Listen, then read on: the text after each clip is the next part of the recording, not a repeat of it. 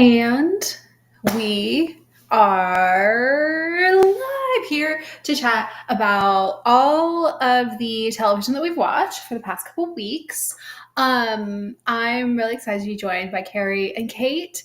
The gang is all back together. The gang is all matching. And really one of our most favorite shows that we love to hate has risen back from the dead, or half of it has. And, there's nothing I like better than talking about a show we enjoy, except for maybe talking about a show that we might have some controversial opinions on, maybe different opinions on. So I'm thrilled to be talking about the season 5 premiere of Miss Eliza and the Duke, as well as some other stuff we've been watching. Carey and Kate, how have you been? And do you bring me any news?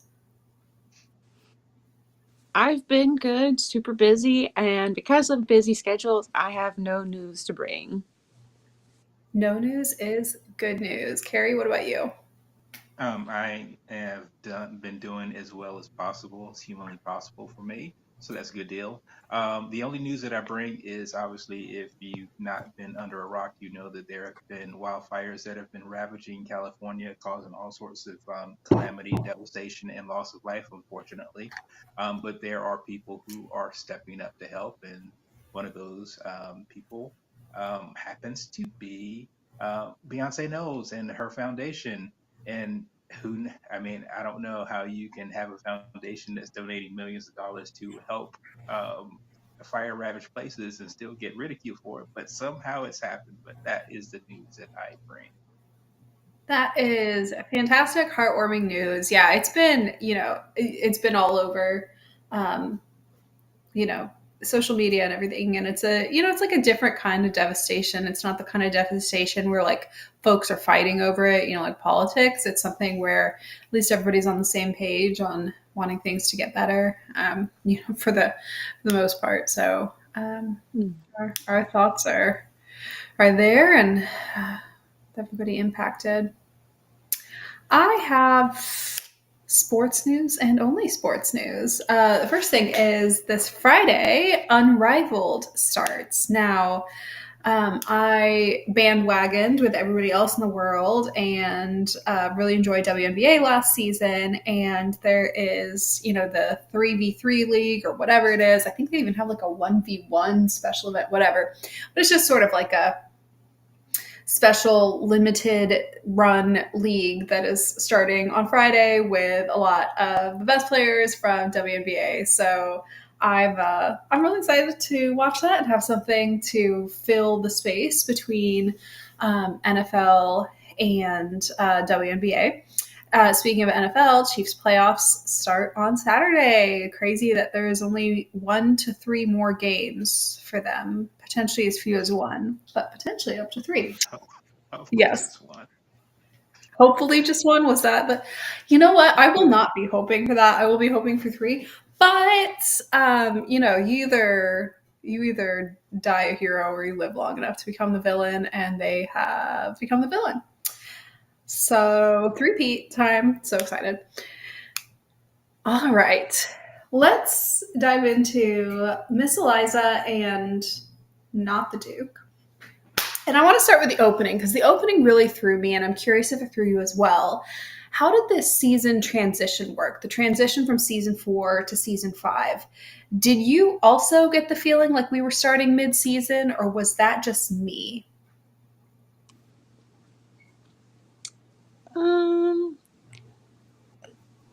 I don't think I necessarily thought mid-season. I think they have a history of it kind of the first episode kind of picking up and throwing you in the deep end and not really establishing it as anything new thematically. Mm-hmm. And almost, or if they do it in a jarring way, because where I'm going with it is more of, I felt like there was a significant production change or presence, like with camera work and lighting and sets. There were a handful of sets that I'm pretty sure they are reusing. They've just redecorated it and painted it or something, and Like doing the it from jail office. I'm so glad I wasn't the only one that noticed. Like, that was so obvious. I was like, I could not. Yeah. So like that is jarring in the sense of, we're going into these places that we're so familiar with, but they're viewed very differently, so that's a little bit jarring. But they have a habit of kind of taking I can't remember the literary term, but it's starting the story in the middle. They like to kick it off that way, Yeah. and especially as they're using that to introduce Blake and Eliza's working relationship. It made sense. It maybe is not the strongest choice, but I don't think it necessarily threw me off or it was a bad choice. I just don't know if it was necessarily the best choice. Carey, what about you? So I actually really appreciated the choice that they made to sort of begin the story that way, sort of like um because sort of starting it like they did, sort of like catching people up was a sort of it was an efficient way to get into the story without having to deal with the sort of like awkward Eliza and Blake meeting. So it was I mean, you obviously could have gone that way, but we sort of figured how that would have gone, and we obviously got to see that through like the flashback that she did.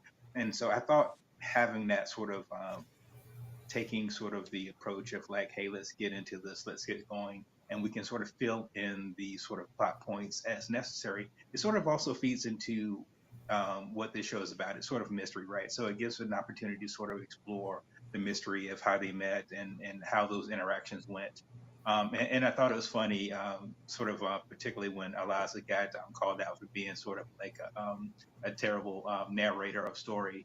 I just thought that was funny. I thought that was a pretty cool way to get into it and sort of like parse out their sort of history with each other, and just sort of dive into the story too. Yeah, I will say I do think it was a really good way of introducing Blake, whether he's kind of billed as the new secondary main character, that's what he's going to be.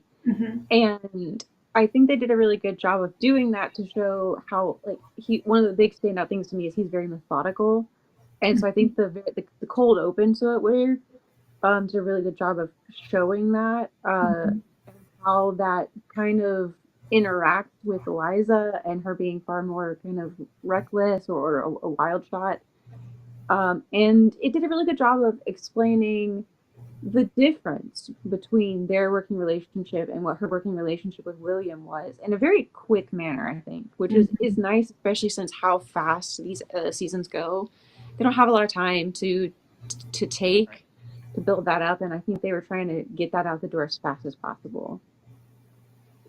Structurally, it reminded me of some of the work that they did with building William and Eliza's character, where we do even season 1, episode 1. We kind of meet them in the middle of the relationship. They already know each other. They already have a given dynamic, and throughout we see flashbacks of them from before, ending with last season where we actually get our first look at them as children, teens, whatever, when they first meet. So this felt like a rapid fire version of that. So I got what they were going for. I don't know if it was just me being like dense as a viewer, but it felt like, like it feels like we're being plunged mid-season into something, and I'm still left with cliffhangers from last season, and I couldn't quite let go of the cliffhangers, not just the William piece, but also like we're supposed to, kind of be seeing her as lonely or, whatever.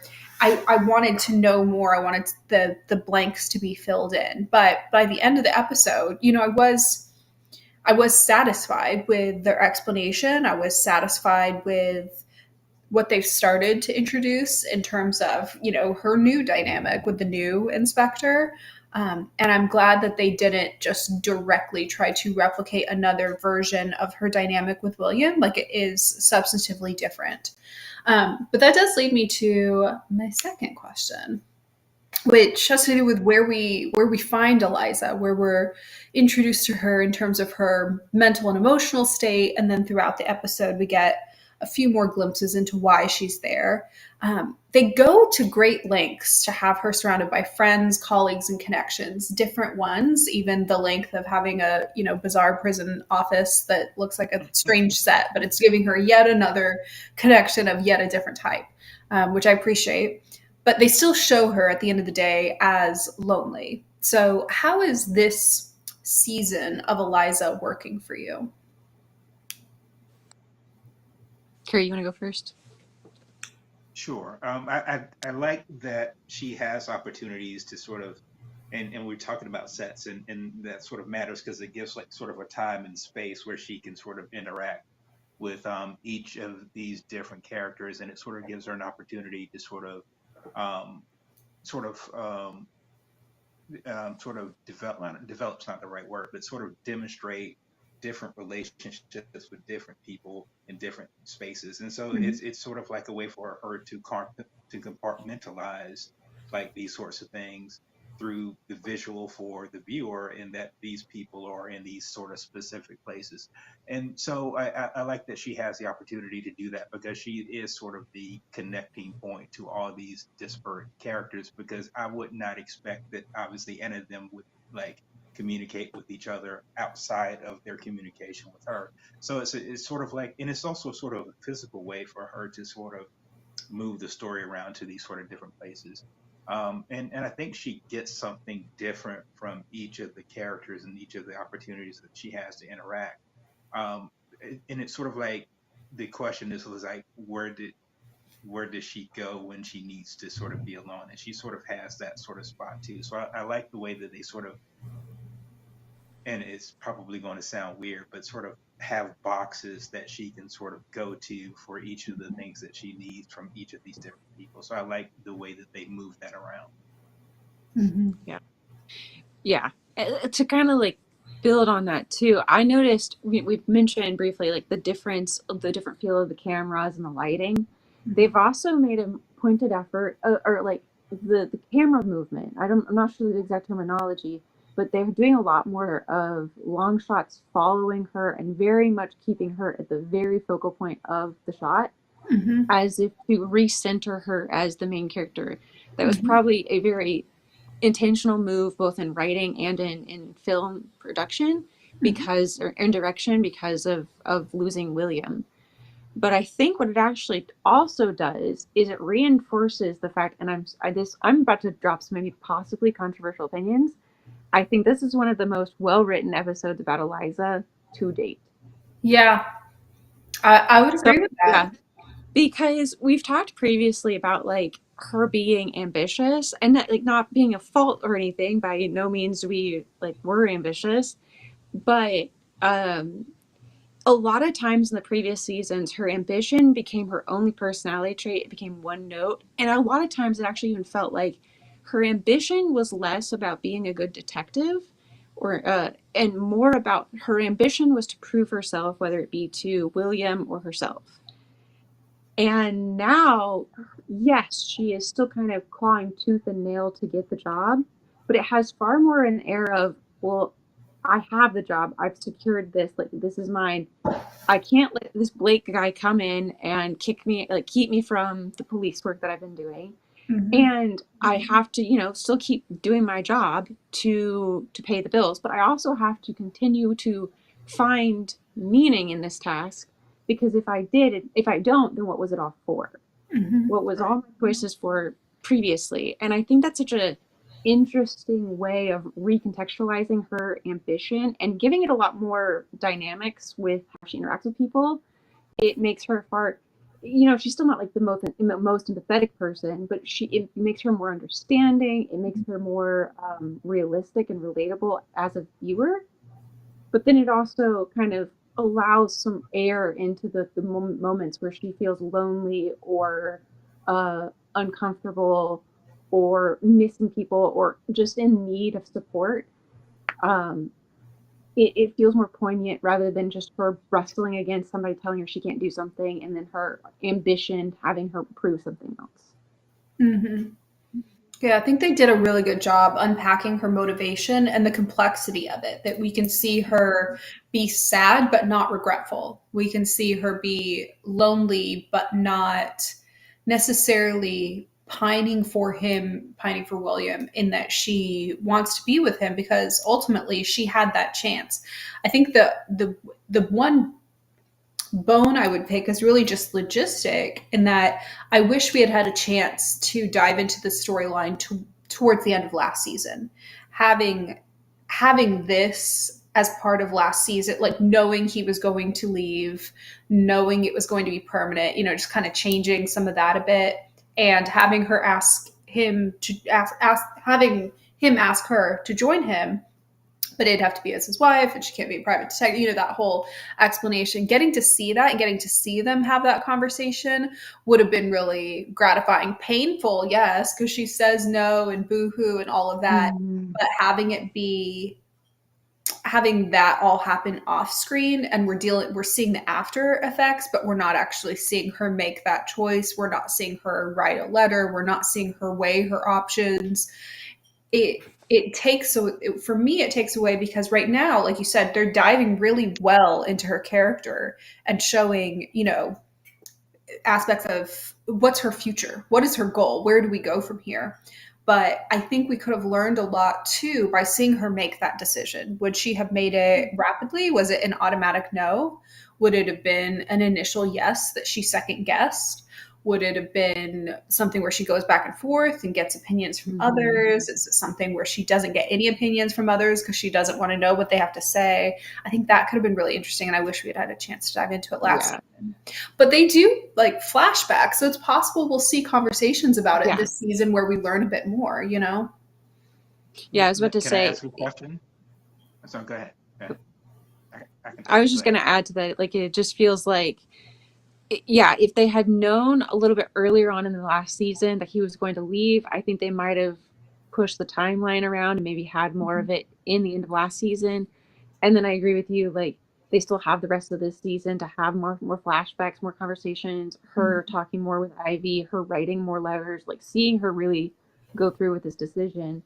I don't think we're done seeing that thought process. I just think that they were trying to show and like leave the correct breadcrumbs for us to understand on a story level why William was gone. We know as like viewers there's more to it than just what the story is, but they needed to give a good reason and story why he's just gone. Yeah. Carey, go ahead. No, the question that I was going to ask, and it's we obviously know that William and Eliza both incredibly significantly care about their careers, obviously to the detriment of their personal life. But I'm just wondering, William choosing that job, knowing that obviously the only way that Eliza was going to be there and be able to be with him was as wife, not as a detective. I'm just wondering, what are your thoughts about him making that choice, making that call?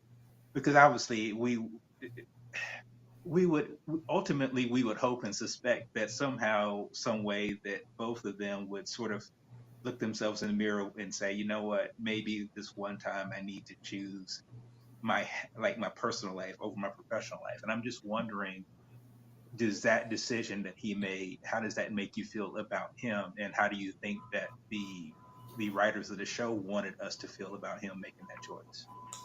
I think that he is being a coward, and I will tell you why. We had the same complaint about him last season, and that's why I wish we had a chance to see this happen with him present, so we could also see him make this decision, because I think he's making this decision from a cowardly standpoint. I think that yes, it is highly unlikely that he gets this kind of promotion in London and he can have it in New York and blah, blah, blah, this, that, and the other. And she would have to give up her private practice, whatever. Sure, there is that. But I think he is specifically choosing it because it gives him an emotional out with her saying no. I think he chose this knowing that she would say no. They are essentially doing the mirror versions of each other. He's choosing his job and she's choosing her job. And he's essentially saying, like, he's choosing to go where he knows she can't follow. So her saying no, he doesn't have to take as personally. He doesn't have to take that as true rejection. It's just, well, I can't give up my career. But it's not because she doesn't love him, or certainly not that she doesn't love him enough. I think we saw him make some cowardly decisions towards the end of last season as well, where we were saying the same thing, where he's essentially rejecting her before she can reject him, but not really rejecting her, but not going a path of like directly straight out asking and giving her the opportunity to say yes or no. He doesn't want a true unfiltered rejection from her. And I get it. That's so hard. Boo hoo. Like, play the world's tiniest violin. But I think it would have been interesting to see him come to grips with the fact that he won't ever get a true rejection or acceptance because he refuses to put himself in a position where he's asking just the question of, will you be with me? Will you, whatever. Do you love me? Now do you love me, Katniss? Now do you love me, Katniss? Is it real? Like he won't do that. He protects his own feelings too much, and this was just him protecting his feelings, in my opinion. Yeah, I completely agree with that. And even an added layer of it's also incredibly unfair to Eliza that he did it that way. Mm-hmm. I've said it before. 9 times out of 10, when they were on screen together, I'd actually end up agreeing with him because he was a hothead, but he was still more like collected than she was. Mm-hmm. And I tend to agree with his thought process. But where I don't agree with him is he in kind of the guise of making it painless for her and making it easy for her, removed the decision from her hands. Mm-hmm. Because when he confessed his feelings and then ran away, like he basically gave her no time or opportunity to say how she felt or to deal with that in any mutual way. He ran away, and then when he wrote back, presumably when he wrote back and said, "You can come join me," he knew she wasn't going to leave because essentially what that is asking is, uh, choose me or choose yourself. And against most people, that's a hard ask, but Mm-hmm. especially about somebody like Eliza.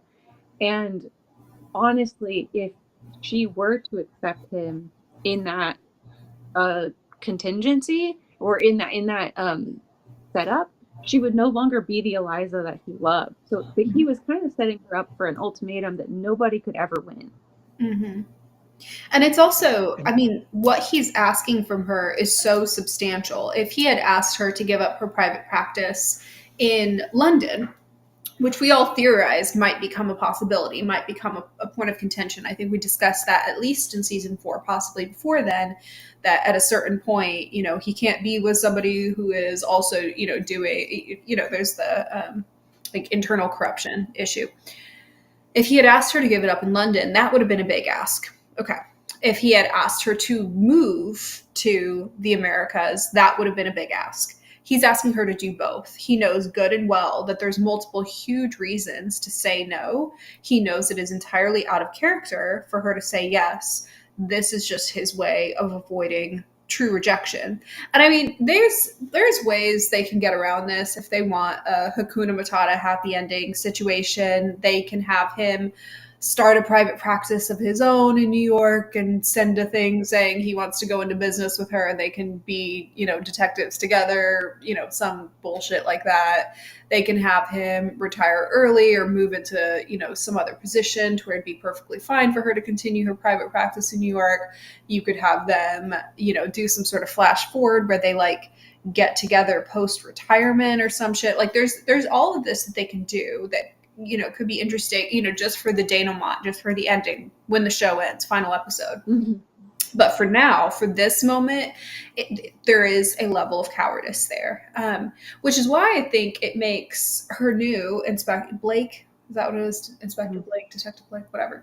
I think it makes it interesting because there are other ways in which we are clearly shown that he is different from William in that sense, where he is not as averse to conflict, baggage, and rejection. He is not as averse to people thinking one thing or the other of him.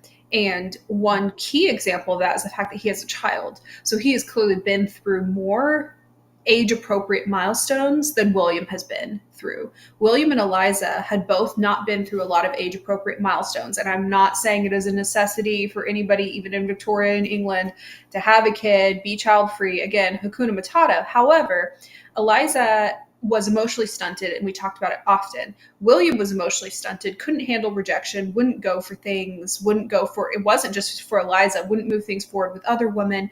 And as such, he had never, really, I don't think he had ever really been engaged. I don't know that we ever really saw him in a relationship that was serious with a capital S. He doesn't have children, etc. Blake does. I don't know if he's got a dead wife. I don't know if he's got a missing wife. I don't know if he's got a villain wife. I don't know what his situation is. I don't know.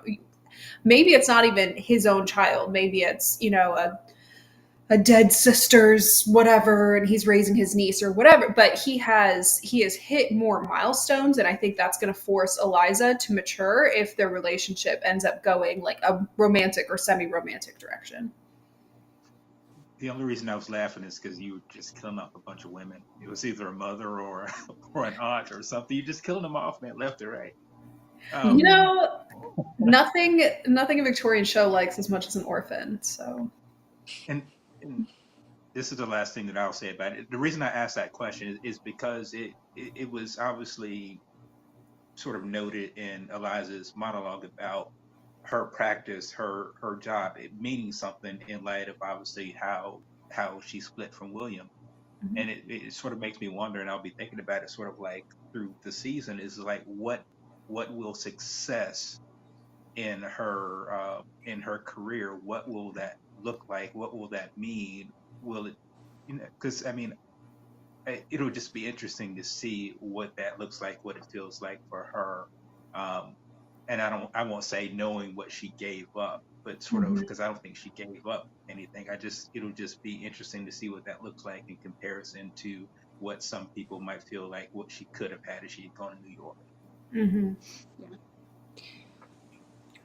It's a good question. And I like that you cash it as not what she gave up, but it is something she chose not to pursue. It is something we know she doesn't want. She wants William, but she didn't want him in this context. And maybe she didn't even know in what context she wanted him, but it certainly wasn't going to be overseas, away from her friends, family, and community, and not as a private detective. So we know that she doesn't want that, but what does she want other than what she already has?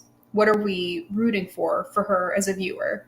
It's, I'm always rooting for romance, but it's something more. There's going to be more to her personal development than the only thing that's missing is actually romance, or the only thing that's missing is, this romantic connection with this guy who has a child, so we can kind of retroactively give her a child without having her get pregnant, that kind of thing. Stepped out of detectives, man. I see it coming. I see it coming from a mile away. Mm-hmm. Yeah. I think that because of the legwork they did in this first episode to really give her a lot more depth than they have in the past, I could really see them kind of leaning into her kind of coming up for air after the whirlwind of kind of establishing her career, and realize she doesn't ever want to give up that career, but she also has the Joe March moment of I'm so lonely, and realizing that you can't just do this all on your own. And she has these people around her that do care about her, but she keeps them at arm's length. And I think that's part of the reason why they made an effort to show everybody that is close to her, and they all had their own special moment, and they all kind of did their bit of, Ivy being the maternal figure, and Nash being kind of the platonic, annoying big brother that knows better but is annoying about it, and Clarence being like the kind of like the uncle figure of he wants to be there but doesn't know what to say, and Oliver being the little brother, and all of those kind of people that have been her support. And I think she does recognize that they're all there for her, but I don't think she's ever been comfortable enough to lean on them, except maybe Ivy. And I think they're going to have to push her towards learning to lean on people more than just the you're going to help me on this case that she has previously. And I think it's going to push her towards Blake, especially with the whole, he's a new guy in this new area, and he has a kid, and he's going to need support. And I think that also leans a lot towards where I think, because they're clearly hinting at there's going to be a relationship between Blake and Eliza, but they hint at that for their buddy. But I think there's actually room for me, and this is where my real controversial opinions come in. I think I would prefer Blake and Eliza to William and Eliza. I said what I said. I'm sorry. I said I it's early days. I could be proven wrong, but I said what I said. It's early days. In fact, I I don't necessarily disagree with you because we sat on here every season that we were talking about Miss Scarlet and the Duke and complained about, I mean, like, loved it, like, hate, love complained about, well, this is toxic, but like teehee, we kind of like toxic, or, he made this bad choice, or he's cowardly, or, she's exhibiting, anxious attachment or avoidant attachment. Like, we sat on here and pathologized them very well, might I add, but they were really toxic. They did have a lot in common in terms of their bad traits that clashed. Was it hot? Yes. But like, yeah, it was, it was pretty toxic. In terms of a healthier relationship, potentially with just as much chemistry, Blake is a good fit. And I think, a lot of times I've complained about this a lot and I've cited several examples, but a lot of times shows do this thing right before they get the like main couple together where they bring in a really, really good fit for one of the main couple, and such that the only thing to dislike about them is like they're in love with somebody else. I swear Castle did it. New Girl, I'm pretty sure, did it. There's been a few shows where either for their, it's usually a heterosexual couple, so either for their guy or for their girl, they bring in the perfect fit as this like guest star. They're hot, they're good, they're calm, they're whatever. You mean Barry Allen? Say it again. You mean Barry Allen for Felicity? Yeah, sure, absolutely. Other than the fact that I hated him, but yes, sure. But like they'll bring in the perfect one. White Canary, Katie Lotz' White Canary is another really good example. I think for Oliver, where it gets to a point where it's like on paper this person is perfect, and therefore the only reason this isn't working is because you're in love with somebody else. And I see Blake as in another world what they do for that. In another world, he's that late stage, he's perfect for Eliza. He's like what Kate said, he's a little bit more logical and calm and less of a hothead. He's not as reactive to some of her shenanigans. He has maturity in certain areas where she has immaturity. He has needs where she has something to give. He maybe has a little less toxicity and isn't going to cause these like toxic spirals. And in another world where William is still there, she would be there would be interactions with Blake. There'd be less fighting because it would be written differently. And we would have to come to a point where like the only reason you're not attaching to this guy is because you're in love with William. And in this situation, the William thing is signed, sealed, delivered, ended. So she has the opportunity to actually attach to her 11th hour third act. Yes. And I'm going to bring this up, and because I am, again, the broken record that I am, it's funny to me that like the Eliza William romance, when I first heard about it and like all the early promotional stuff, they did talk about how they're heavily inspired by Elizabeth and Darcy, but they're also heavily inspired by Scarlet and Rhett from Gone with the Wind. Yeah. And I am not as familiar with Gone with the Wind, but I will bet my hat and hair that they are far more like Scarlet and Rhett than William and Darcy, or Eliza and Darcy. Because every time I saw that comparison, I was like, if you read the synopsis of a one single enemies to lovers, sure, fine, yeah, whatever. However, Eliza's calmed down. She's a lot more amiable. I think she's recognizing things about herself a lot like somebody else we know. And in comes this very aloof, very cold, very reserved, sometimes insulting, very methodical man who respects her, but she doesn't always feel respected because she doesn't understand him yet, and is going to grow to appreciate his ability to commit to his duties and the people he cares about, i.e. his job and the kid that he's raising, whoever it is, and recognize that there's a lot of maturity in there that she has not yet had the chance to be with. I'm not saying I like one ship. However, I like only a one ship. I love it, and I love that like you highlighted the fact that like he respects her, but she's not necessarily picking up on it because she perceives respect as behave like a peer with me, which means when I'm engaging in toxic behavior, you need to be in the mud and be toxic back to me. And he's not being toxic back to her.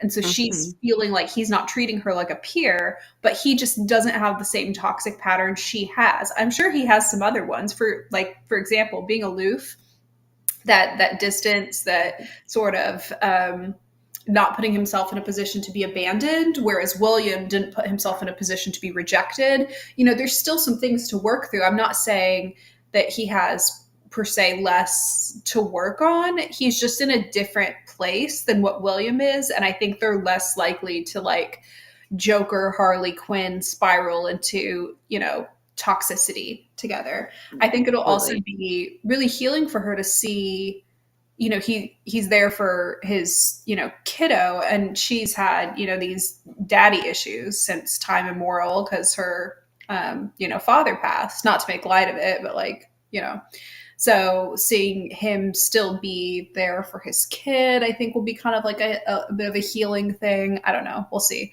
I don't know. It also may not be his kid. Hell if I know. We'll see.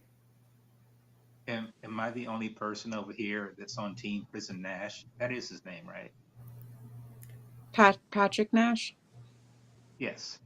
Prison Yeah. Nash is what I Oh call yeah, him. yeah, yeah. Prison Am Nash. I the only person who still, it feels like the easiest, and I know I don't want to mistake easy as for like most romantic, but I'm like, I could see that happening too. I could see that happening easiest and probably best. Maybe that's just me. I don't know. I feel like they almost have like a sibling esque relationship. Yeah, I think when they first introduced Nash, they kind of introduced him kind of like what you were talking about. Like this guy should be the person she's falling for Oh yeah. because since like he was kind of like that, and now he's just stuck around. Honestly, because I think he is kind of a fan favorite. I think he has a fun personality. He can get kind of annoying on times, but I think he actually is one of the few characters that I think Eliza does recognize he also respects her, and they bring out the best in each other.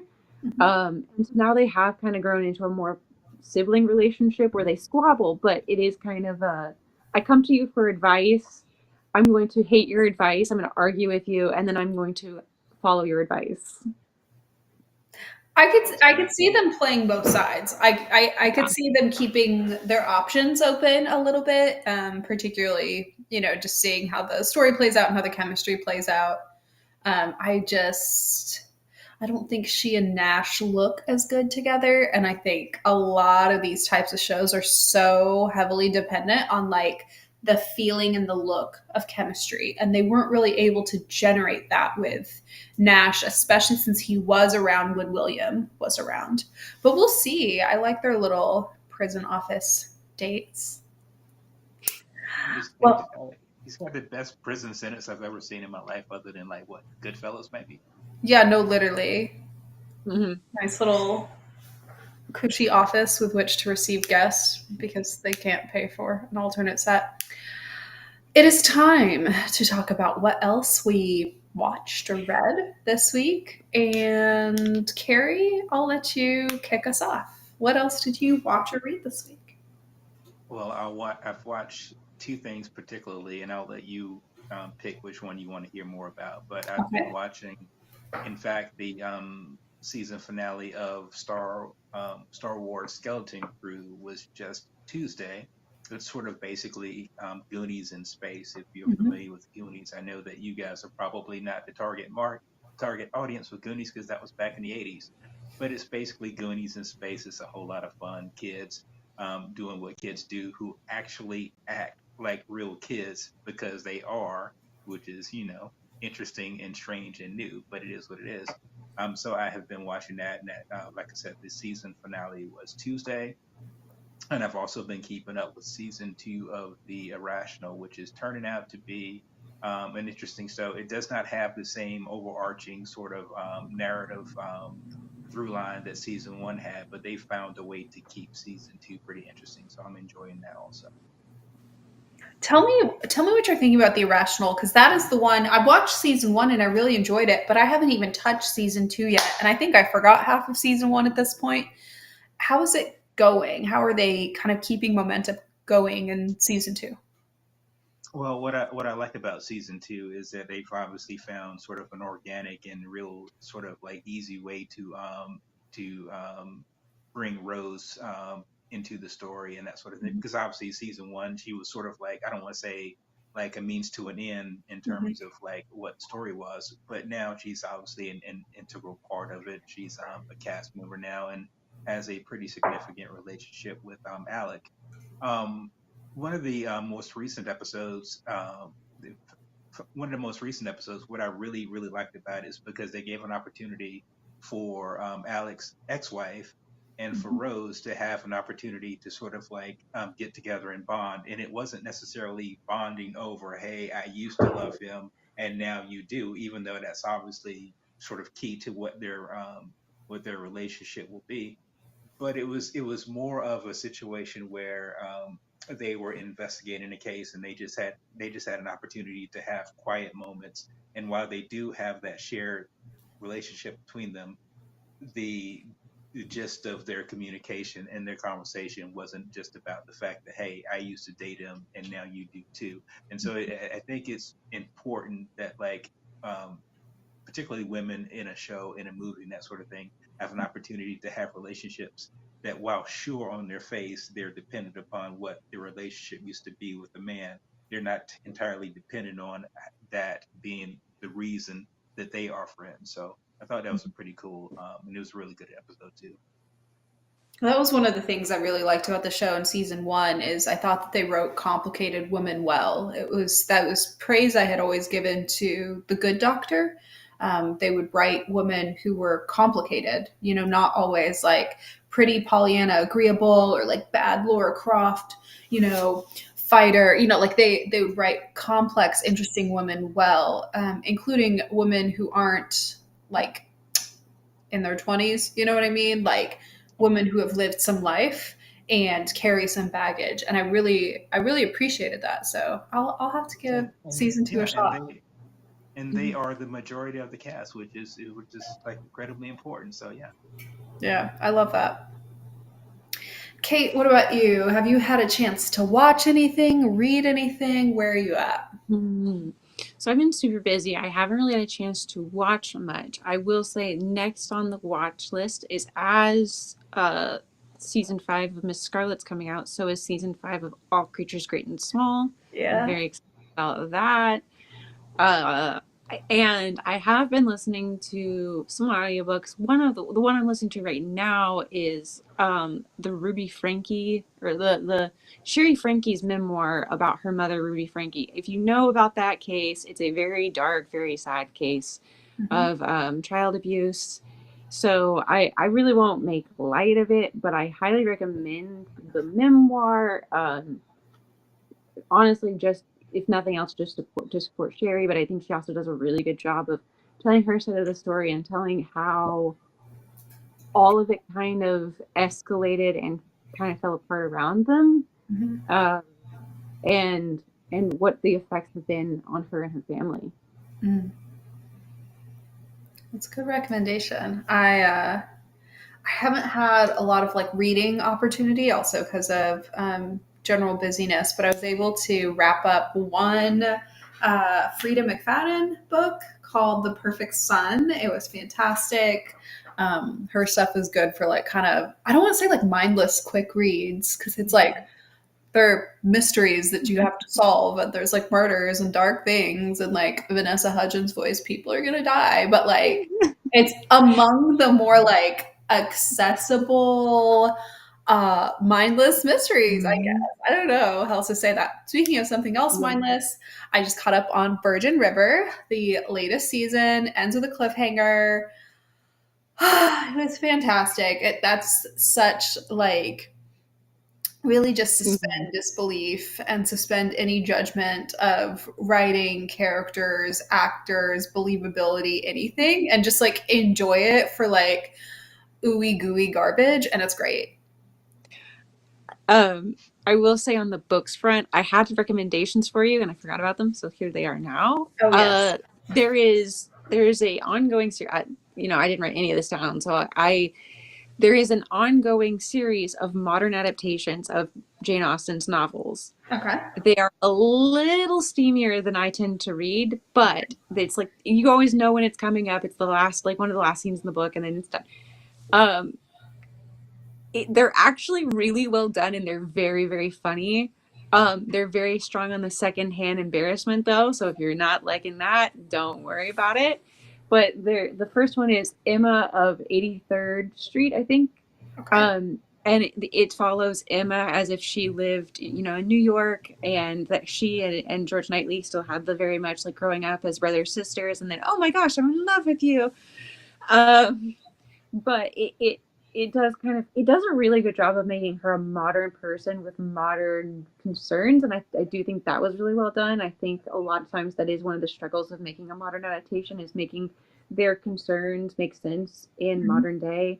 The next one I read was Elizabeth of East Hampton. That one's another really good one. I like how they do a lot of turning on its head. Her family owns a bakery. She's a surfer. She wants to go to uh, get her master's at Columbia, and like she's put that on the back burner to help her family. I think it's a really really well done kind of modern interpretation of all of them, and they're fun. So I think they're good if you're looking for just like a fun, happy, light read. That sounds amazing and right up my alley. Duly noted. Mm-hmm. Um, the only other thing that I'll highlight that is just chef's kiss has been the crossover so far between Abbott Elementary and It's Always Sunny in Philadelphia. Cannot recommend it highly enough. Only the Abbott Elementary episode is out so far, but it's such an unlikely pairing of like a really wholesome comedy and a very like irreverent, edgy comedy, but they happen to be set in the same city, and so far they're doing really fantastic work with that crossover. So So, if you happen to be in the niche that you enjoy both, as I do, so good. so it is a two-parter per se. Is that the deal? Yeah, I think they're doing Abbott folks over on the Sunny episode. It's just not out yet. Okay. I'm I'll so have far to behind on that. see when that airs. There's enough like conceptual over like obviously they're set in the same, they're set in a like rundown part of Philadelphia. So they have like the setting in common, but there's enough conceptual overlap. Like if you think of like the the crew Melissa Chimenti, the redhead, would run with, you could see how there'd be an overlap there, how she would have potentially graced their bar at some point. So, so good, so smart. And that leads us to Women of the Week. And I'll go first. My Woman of the Week is Gabby from this season of The Traitors, which is airing now. Cannot recommend it highly enough. Fantastic, immaculate gold star television. It's like Survivor, any reality show. It's a different thing every season, so you do not have to watch the past seasons to catch up. Gabby was previously on Bachelor, Bachelorette, and she is now a contestant on this show. She so convincingly acts so dumb. She's a former Denver Broncos football cheerleader, and she just has that shtick down so well where everybody kind of undersells her intelligence. But I know that she is. I know she's gonna figure. I believe in her so hard. So she is Woman of the Week. And Kate, I'll let you go next. Okay, yeah, I will just kind of kick it back to saying that Sherry Frankie was my Woman of the Week. Mhm. I'm reading this novel. I think, or my memoir. I think it's incredibly brave to share this story, and I Mhm. think it's important. And it's kind of even just the fact that she's the same age as my little sister, it kind of turns my stomach, and just knowing all that and what had happened. I think it's a really well done book, and it's a tragedy, but I'm glad that she is making the best of it that she can. Mhm. Carrie. Okay. Awesome. My woman of the week is Jolene Blaylock. If you remember Star Trek Enterprise, it was basically the prequel series for the original series. So these were characters and events that were happening 100 years, I think, before Captain Kirk and his crew. And so Jolene Blaylock, she played sort of like the Vulcan that was on the ship. She was essentially sort of the precursor to Leonard Nimoy's Spock character. Mm-hmm. And she did a fantastic job on that show, even though she was in basically the Star Trek confines of having to wear a skin tight catsuit because sex has to sell. Mm-hmm. But she brought incredible dignity and great story and great presence to the character that she played. And quite honestly, toward the end of the show, it sort of got unceremoniously cut short because it did not get the full runtime that most Star Trek shows had gotten at that time. The way that they did their series finale was pretty much a slap in the face.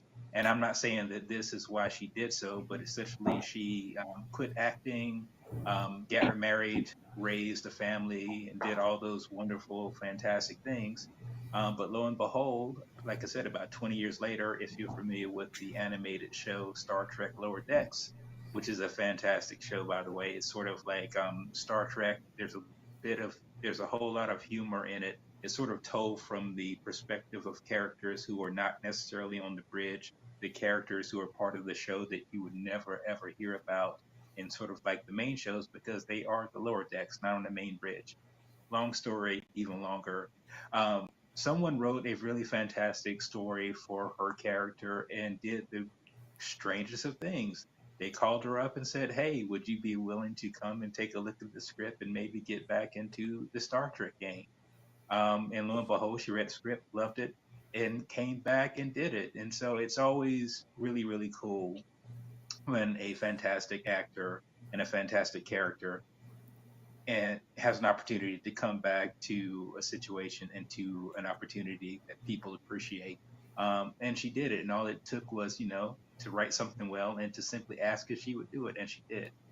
Full disclosure, I have not seen it yet, but I have read incredible things about how good it is and how good her character is and how good that story is. So for my woman of the week is Jolene Blaylock for coming back and doing really good things in the Star Trek universe again. I love that. That's so great. I love that. That's, I don't know, a cool example of her having it all. The the career and then the leave and the comeback, and it's all on her terms. Excellent choices for Woman of the Week. Thank you all for hanging out with me tonight and getting the memo to match so we can all be on the same page for our unexpected favorite show. I am so thrilled that we are back in the swing of things for Miss Scarlet and the Duke. And I will see you all probably in about 2 weeks to talk about probably about 2 more episodes of Miss Scarlet and the Duke and whatever else you watch. So, with that, bye. Bye.